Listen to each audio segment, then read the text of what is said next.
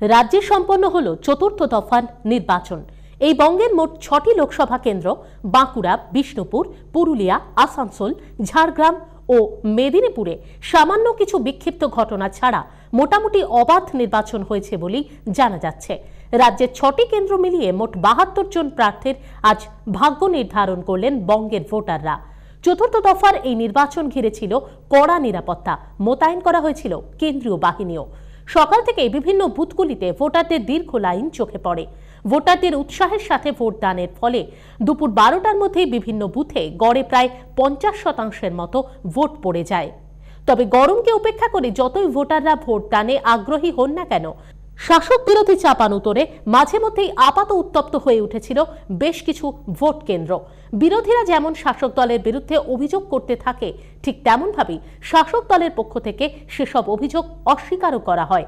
যদিও চতুর্থ দফার নির্বাচন নিয়ে অসন্তুষ্টি ব্যক্ত করে আজ আলিমুদ্দিনে এক সাংবাদিক বৈঠক করে বামফ্রন্ট চেয়ারম্যান বিমান বসু বলেন, নির্বাচন চতুর্থ পর্বের নির্বাচন তাতে অবাধ, সুষ্ঠু, শান্তিপূর্ণ হলো না।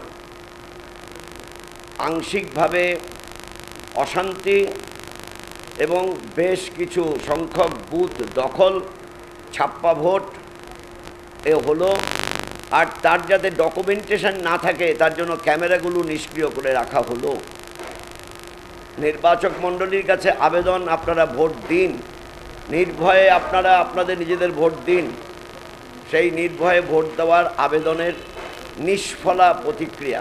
বেশিরভাগ ক্ষেত্রেই নির্দিষ্ট নিয়মবিধি অনুযায়ী অভিযোগ দায়ের করেছে, কিছু ক্ষেত্রে নিয়মবিধি অনুযায়ী অভিযোগ দায়ের করতে পারেনি।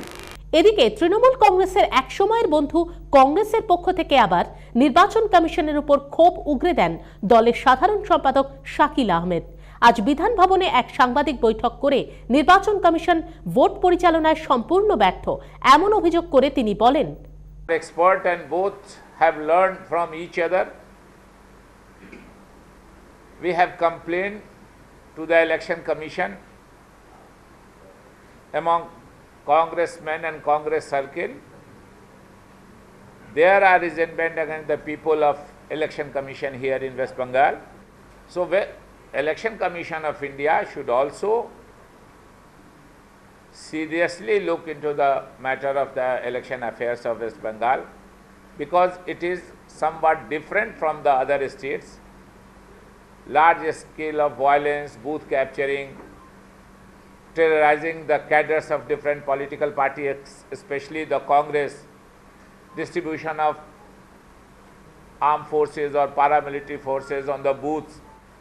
So election commission is also failing in its duty if free and fair elections. পাশাপাশি আসানসোল কেন্দ্রের বিজেপি প্রার্থী বাবুল সুপ্রিয় চতুর্থ দফা নির্বাচনে বুথ ভিত্তিক সন্ত্রাস হয়েছে এমন অভিযোগও করেন। রাকেশ বাবু এর আগে মিস্টার রাকেশ কালকে আমার সঙ্গে রাত্রি 2টোর সময় খুব ভালো সুন্দর করে কথা বলেছেন, সব করে দেবো উনি বলেছেন।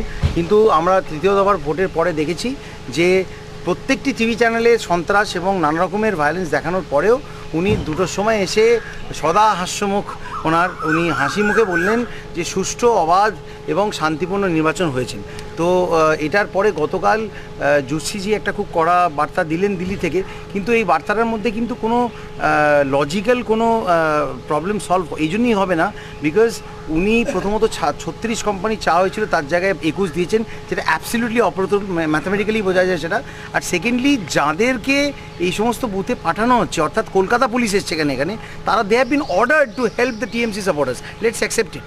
এটা তো ওরা অর্ডারটা নিয়ে এসছে, কাজেই ওরা যে কোনো রকমভাবে সহযোগিতা করবে না, তাদের উপর যে বিন্দুমাত্র আমাদের ভরসা নেই, সেটা আমি কেন, সেটা বিজেপি শুধু নয়, সিপিআইএম, কংগ্রেস, এরা কিন্তু দিল্লিতে বসে ওই কমপ্লেনটা কিন্তু করেছে ইলেকশন কমিশনের কাছে। তবে দিনভর চলা চতুর্থ দফা নির্বাচনে এ রাজ্যে ভোট পড়েছে প্রায় 80%-এরও বেশি। কিন্তু যারা আজ ভোট দিলেন বা টিভির পর্দায় চোখ রেখে ভোট চিত্র দেখলেন, সেই দর্শকরা কি বলছেন? কেমন হলো রাজ্যের চতুর্থ দফার নির্বাচন?